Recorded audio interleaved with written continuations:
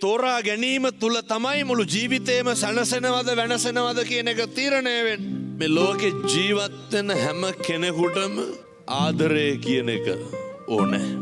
කැමැත්තයි ආදරයයි පටල ගත්තාම මේ දෙක ලියා ගන්න බැරි වුණාම තමයි දැන් ඔහොම බණ අහන ගමන් හදවතට තට්ටුවක් දාලා බලන්න ඕනේ මං තුල ඇති වෙලා තියෙන්නේ මගේ සහකරුවා සහකාරිය තුල මගේ පෙම්වතා පෙම්වතිය තුල කැමැත්තක්ද ආදරයක්ද? කැමැත්තක් ඇති වුණාම වෙන් වෙන්න බැරි හේතුව මොකක්ද?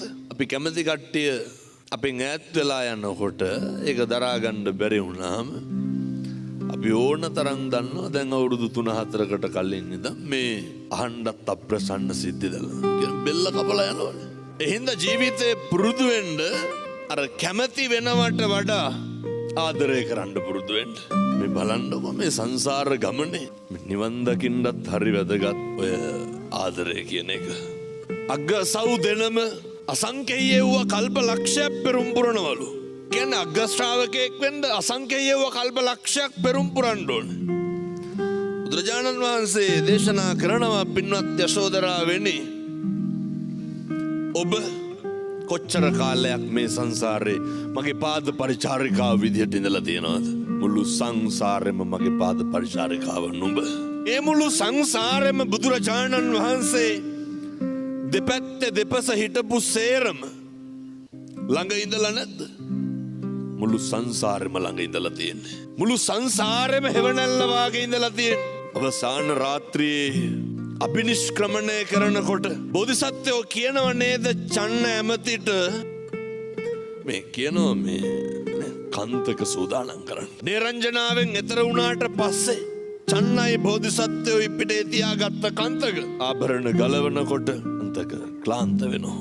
අන්තක දෙවෙනි වතාවට ඔලුව උස්සලා බලනකොට බෝධිසත්වයෝ කෙස් වැටිය කපලා දරා ගන්න බෑ මේ තිරිසං සතාගේ පපුව පැලිලා මැරෙනවා.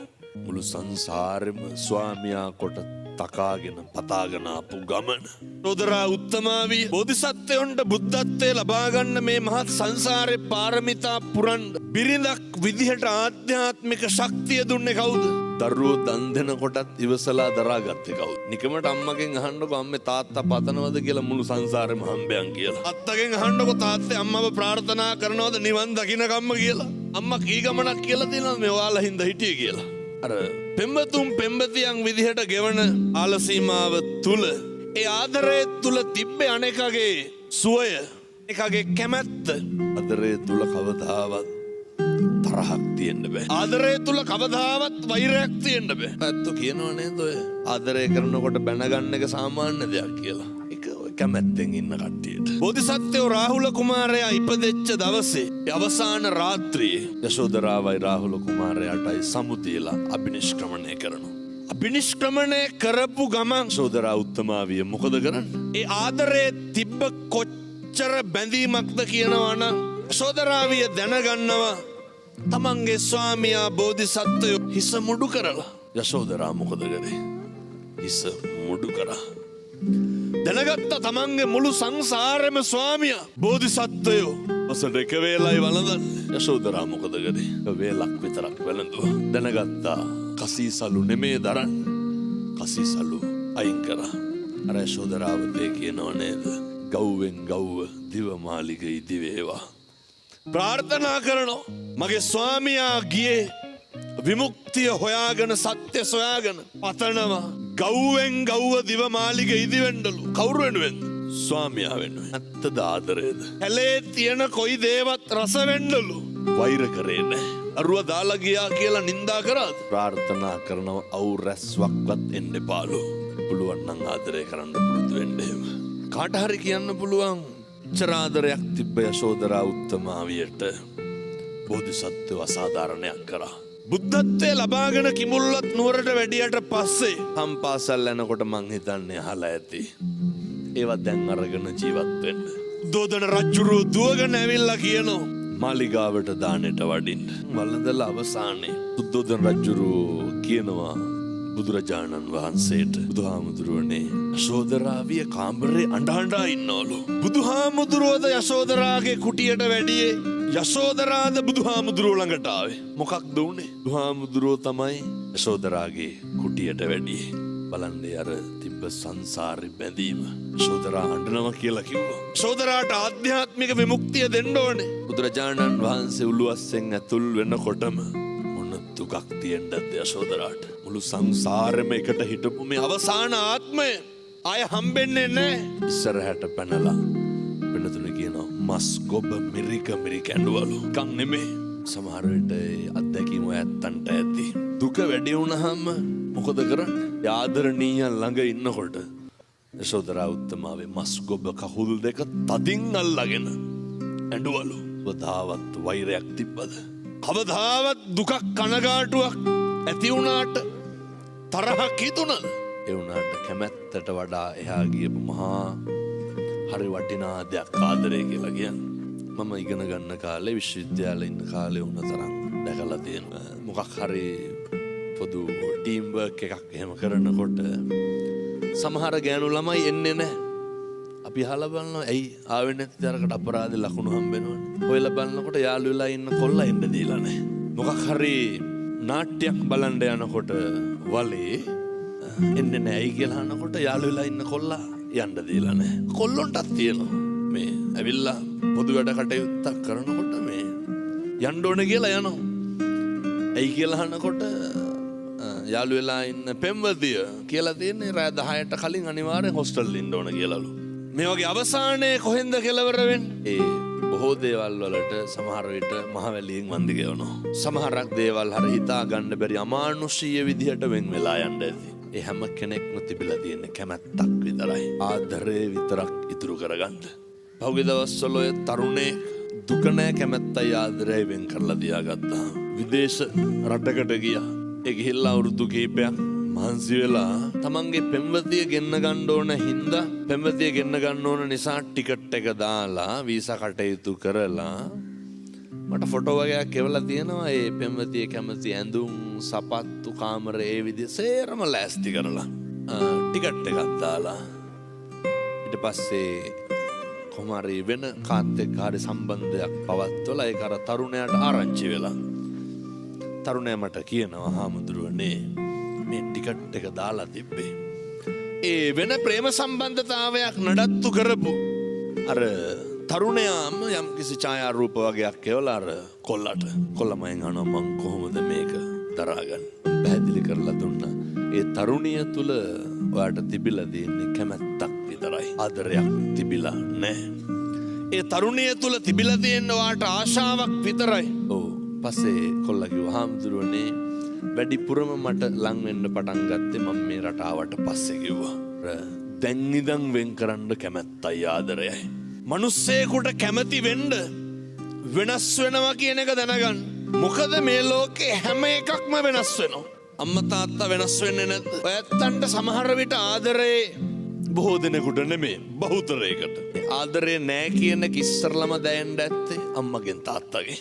ආදරේ නැති එකේ අඩුව ඉස්සරලම දැවුනේ කාගෙන්? අම්මගෙන් තාත්තගෙන්. වෙනස්කම වෙනස්වීම කියන එක తాවකාලිකව හරි දැවුනේ කාගෙන්? අම්මගෙන් තාත්තගෙන්. ඊට පස්සේ අපිට දැනෙන්න පටන් ගන්නවා අපේ සහෝදරයන්ගෙන් අපේ සහෝදරියන්ගෙන්.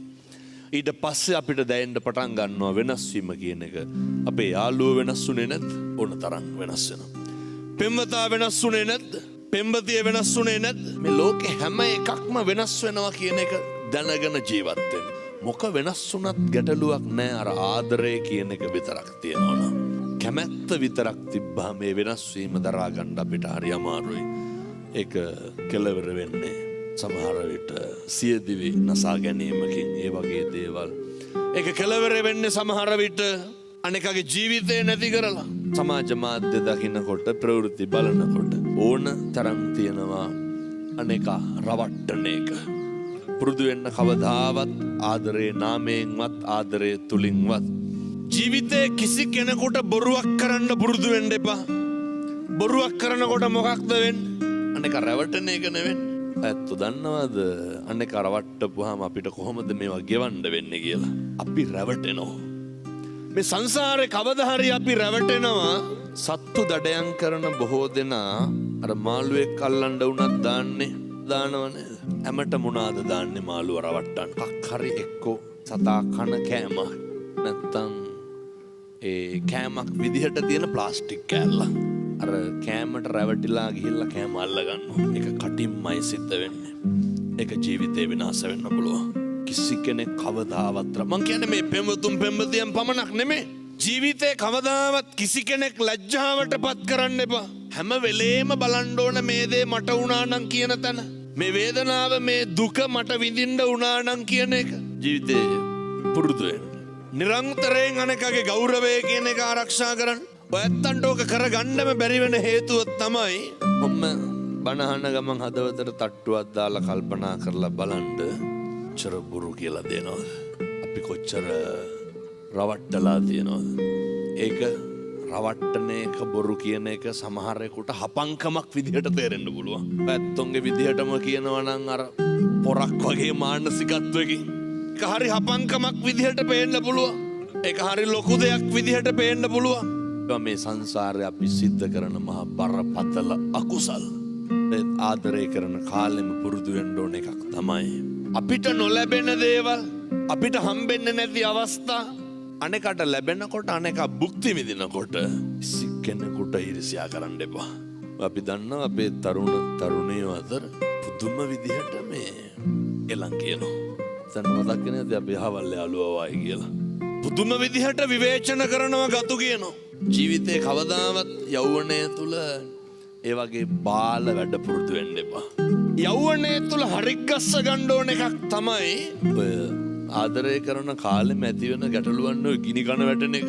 මොකක්ද ඒ ගිනි කන වැටෙනවා කියන්නේ? වෙන කිසිම දෙයක් පේන්නේ නැහැ, පේන්නේ දේ විතරයි. එහෙනම් ඔය ආදරය කරන කාලය තුල හරි පරිස්සම් වෙන්න ඕන. අර අනෙකගේ ආත්ම ගෞරවය සහ අනෙකගේ පැවැත්ම ගැන හිතන්න පුළුවන් වෙන්නේ පිරිමියාට හොඳ පෞරුෂයක් තියෙන්න ඕන. ඔය මම මේ තරුණයන්ට කියන්නේ අපේ කොල්ලොන්ට අර හයිබ්‍රිඩ් විදිහට ජීවත් වෙන්න එපා. ඒ කියන්නේ අර දෙමුහුම් විදිහට ඉන්න එපා. හොඳ පිරිමියෙක් විදිහට ඉන්න. ඒ පිරිමියා තුල හොඳ අභිමානයක්, හොඳ පෞරුෂයක් තියෙන්න ඕන. පිරිමියෙක් වෙන්න හොඳ ක්වොලිටි එකක් මේන්ටේන් කරන්න. ඒ පෞරුෂය තුල තියෙන්න ඕනේ හොඳ ඉවසීම කියන එක. මේක මේ තරුණයන්ටත් හොඳ අවස්ථාවක් පෙම්වතා සිලෙක්ට් කරගන්න හොඳේ. හැම වෙලේම කුණුහරුප කියනවා නම් මොකද කරන්න ඕන? පෞරුෂයක් නැති මිනිස්සෙ අයින් කරලා දාන්න.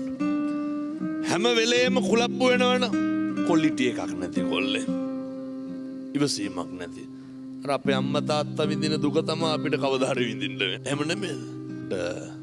මේවා සමහර පෙම්වතුන් සහ පෙම්වතියන් අර්ථකථනය කරනවා, සමාලෝචනය කරනවා. ඒකලු ආදරේ. පරිස්සම් කරනවා. උනේ එහෙමනේ කියන්නේ. පරිස්සම් වෙන්න ඕන හොඳ ඒ වගේ. හේතුව ඔක ඕව යනවා. ඔක ඕනෑවට වැඩියෙන් යනවා. දරා ගන්න බැරි වුණාම තමයි ඉතින් මොකකින් හරි කියලා අරින්න ඇවිල්ලා. ඒ නිසා අපේ තරුණ දුවල පුතාලා සියලු දෙනා මම මේ මුළු ලෝකෙම ඉන්න පෙම්වතුන්ට පෙම්වතියන්ට කියන්නේ විවාහයට පෙර හිතන්න ඕනේ කරුණු කාරණා කීපයක් තියෙනවා. විවාහ වෙච්ච කට්ටියට දැන් මේක කියලා වැඩක් නැහැ. මොකද විවාහ වෙලා ඉවර නිසා තමයි. අනෙකට ගරු කරන්න දන්නේ නැත්නම් සිතුවිල්ලකින් හෝ අනෙක කෙරෙහි අනෙකගේ ආත්ම ගෞරවයේ කෙලසන විදිහේ වැඩක් මුළු ජීවිත කාලයක් අපායක ජීවත් වෙනවා වගේ ජීවත් වෙන්න වෙනවා. අපිට ආදරයයි කැමැත්තයි තේරුම් ගන්න බැරි වුණා. ඉන්න බලන්න හොඳට ගරු කරනවද කියන එක. ඊට පස්සේ දෙක සැකය. ඔයත්තන්ට කවදා හරි සැකයක් ඇති වුණා නම් ඇති උනේ අපේ පෙම්වතා පෙම්වතිය තුල නෙමෙයිද? සැකය කියන එක ඇති වෙන්නෙම අපි කෙරෙහිද අනුන් කෙරෙහිද? යෞවනයේ ඉඳන් තරුණ කාලේ ඉඳන් පුරුදු වෙන්න අනුන්ව නම් සැක කරන්න එපා. පැහැදිලිද මං කියන්නේ? සැබෑ ආදරවන්තයෝ දෙන්නෙක් ඉන්නවා අපේ ගෙදර. ඒ ආදරේ කොච්චරද කියනවා නම් බලාපොරොත්තු රහිතව ඒ ලෝකේ ආදරය කරේ කවුද? ආදරේ කොච්චරනම් උත්තරීතරද පිරිසිදුද කියනවා නම් ඒ ආදරේ නාමයෙන් ඒ සෙනෙහසේ නාමයෙන් තමයි අම්මගේ ලේ කිරි උනේ.